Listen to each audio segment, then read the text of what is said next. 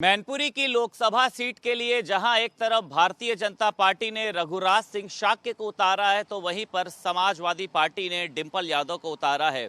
दोनों ही पार्टियां अपने प्रत्याशी के लिए जोर शोर से प्रचार प्रसार कर रही हैं, लेकिन जनता का माहौल क्या है ये जानने के लिए भारत समाचार की टीम लगातार लोगों के बीच में पहुंच रही है कि लोगों के विचारों को जाना जा सके कि वो लोग इस बार कमल को खिलाने जा रहे हैं या फिर वो लोग साइकिल को चलाने जा रहे हैं। तमाम लोग यहाँ पर मौजूद हैं, तमाम बुद्धिजीवी हैं इसमें, और कहते हैं कि राजनीति में अनुभव का एक बहुत ही बड़ा महत्व होता है और जनता जनार्दन ही तय करती है कि किस प्रत्याशी के नाम पर मोहर लगेगी। तमाम लोग हैं, सबसे एक एक करके बात कर लेते हैं।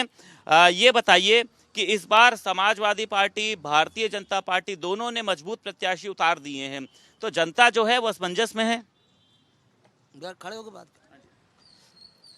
मैनपुरी लोकसभा सीट से दोनों प्रत्याशी मजबूत आपने पूछा है। मैं आपको बताना चाहते हैं दोनों ही एक ही अंग है, वो हमारे पार्टी से निकलकर बीजेपी में सम्मिलित हुए हैं और हमारे डिंपल जी, हमारे माननीय अखिलेश यादव जी मुख्यमंत्री, पूर्व मुख्यमंत्री जी की पत्नी हैं। हमारी वहाँ की मैनपुरी की जनता पूर्ण रूप से डिंपल जी को समर्थन दे रही है, क्योंकि माननीय संरक्षक जी मुलायम सिंह यादव जी ने पूरी मैनपुरी लोकसभा सीट में जो विकास किए हैं, एक गांव से एक दूसरे गांव को पुल पुलिया से जोड़ा है, सड़कों से जोड़ा है, खेत खलिहानों का ध्यान दिया, गरीब किसानों का ध्यान दिया, बेरोजगारों का ध्यान दिया। जो विकास वहाँ हुआ है वो आप मैनपुरी की जनता आपको इसके माध्यम से बता। भारतीय जनता पार्टी ने भी महिलाओं के लिए विकास के काम किए हैं, किसानों को उन्होंने आगे बढ़ाया हुआ है। भारतीय जनता पार्टी ने कोई काम नहीं किया। भारतीय जनता पार्टी ने मैनपुरी क्षेत्र में कोई काम नहीं किया। हाँ, और आप बता रहे जो रघुराज सिंह का जहाँ सवाल है, रघुराज सिंह समाजवादी पार्टी के ही एक अंग थे, जो आपको मालूम है, लेकिन हमारे यहाँ गतिविधियों के देखते हुए उन्हें हटाया गया और यह स्वयं अच्छा। रघुराज सिंह शाक्य तो लेकिन भारतीय जनता पार्टी की ऐतिहासिक जीत का दावा कर रहे हैं। कल मेरी बात हुई है उनसे। जब अखाड़े में दो लोग प्रतिद्वंदी लड़ते हैं तो एक ऐसी स्थिति का भी प्रतिद्वंदी होता है, वो भी जीत का अपना दावा करता है ना। जब रिजल्ट तो परिणाम 5 तारीख को आए, वो चुनाव बताया। आपने क्या मन बनाया दादा? आपने क्या मन बनाया है, कौन प्रत्याशी को जीत रहा है? हमारा डिंपल यादव जीतेंगी, और सुनो 3 लाख से जीतेंगी कम से कम। अच्छा, मतलब मुलायम सिंह यादव का रिकॉर्ड तोड़ देंगी? हाँ, मुलायम सिंह यादव जी का भी रिकॉर्ड तोड़ देंगे। बहुत शुक्रिया। और भी तमाम लोग हैं यहाँ पर, उनसे भी बात नहीं। दादा आपसे भी कुछ विचार दीजिए। भारतीय जनता पार्टी का प्रत्याशी भी है, वो भी मेहनत कर रहा है, पार्टी भी मेहनत कर रही है, क्या लग रहा है? रघुराज जी बहुत अच्छे सांसद सिद्ध हुए इटावा के लिए, लेकिन उन्होंने जो इतने साल पार्टी के साथ रहे और अचानक उन्होंने शिवपाल जी का साथ छोड़ दिया, इसका खामियाजा उन्हें भुगतना पड़ेगा। देखिए, पार्टी में तो तमाम प्रत्याशी लोग इधर उधर जाते हैं। कांग्रेस से कुछ लोग भाजपा में आए, सपा से कुछ लोग भाजपा में गए, तो ये तो एक अलग मुद्दा हो गया। मुद्दा ये चल रहा है दादा कि यहाँ पर मैनपुरी की जनता जो है वो किसको पसंद कर रही है, भारतीय जनता पार्टी को, समाजवादी पार्टी को? ये चुनाव ना तो किसी पार्टी का है, ना ही किसी व्यक्ति विशेष का है।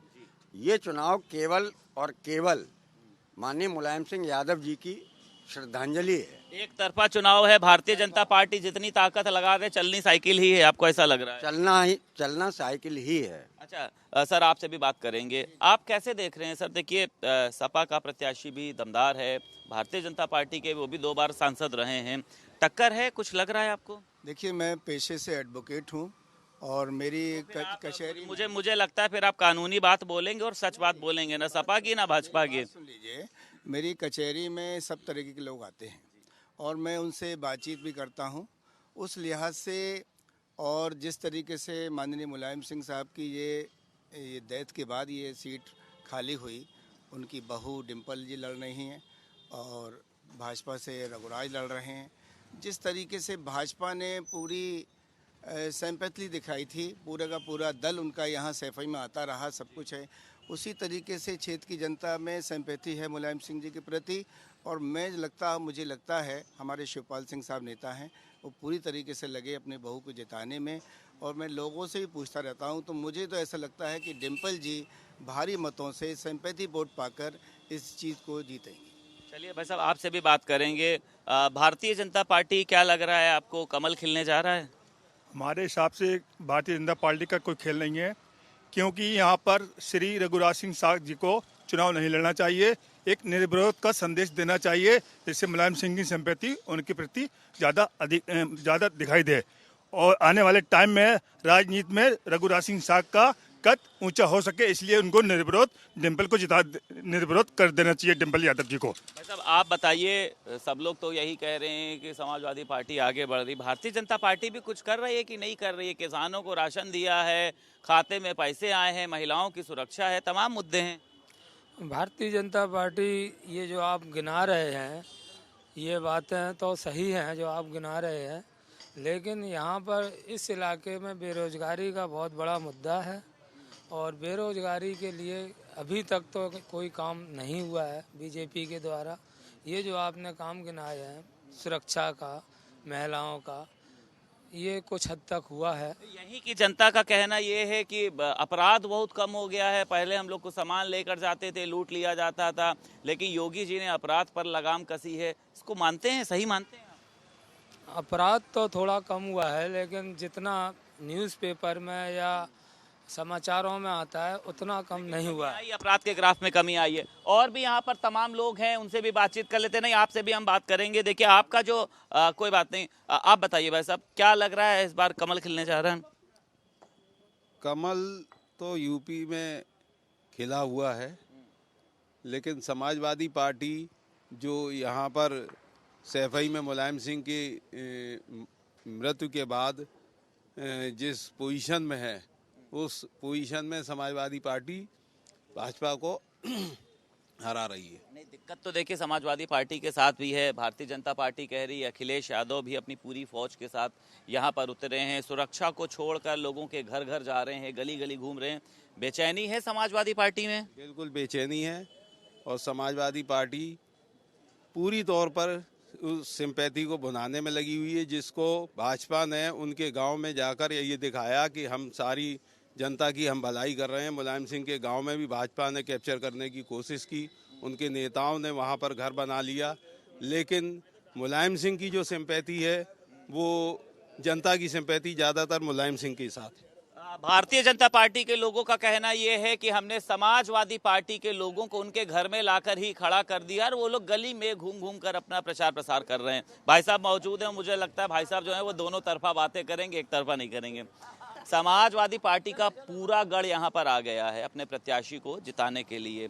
कैसे देख रहे हैं इसको? बेचैनी है, घबराहट है? किसमें? समाजवादी पार्टी में लग रहा है कुछ जमीन खिसक रही? पार्टी में कोई बेचैनी नहीं है, उनको कोई नहीं हरा सकता। डिम्पल को भगवान उधर यहाँ वो नहीं रह पाए। इतनी गारंटी भाई साहब आप कैसे दे सकते हैं? अभी तो 5 तारीख नहीं आई, 8 तारीख काउंटिंग की डेट नहीं आई है। इसका जवाब लो। इसलिए है कि समाजवादी पार्टी की इसलिए ताकत ज्यादा है कि जिसके यहाँ पर 2-2 बार मुख्यमंत्री आए, 2-2 बार डिप्टी चीफ मिनिस्टर आए, तो क्या संदेश जाएगा आपका? पब्लिक चूतिया है क्या भाजपा को वोट देगी? कहाँ से दे देगी भाजपा वोट? तुम मिल रहे हो गले, वो हम तो कह रहे खिलाफ वोट दो, तो कहाँ से हो जाएगा?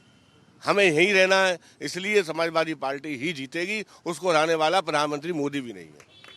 तो तमाम ये मैनपुरी की जनता है, और उसी के साथ साथ तमाम लोगों के अपने अपने विचार हैं, और किसी का कहना यह है कि समाजवादी पार्टी ने बहुत काम किए हैं, और किसी का कहना यह है कि समाजवादी पार्टी के लिए दिक्कत भी है, क्योंकि भारतीय जनता पार्टी जिस तरीके से अपना विस्तार कर रही है उसको लेकर समाजवादी पार्टी के लोग अपने गढ़ में आकर ही लगातार अपने प्रत्याशी के लिए प्रचार प्रसार कर रहे हैं। खैर, ये 8 दिसंबर को तय होगा कि जनता ने किसके सर पर जीत का ताज पहनाया है। मैनपुरी से वीडियो जर्नलिस्ट अमरीश के साथ संदीप खेर, भारत समाचार।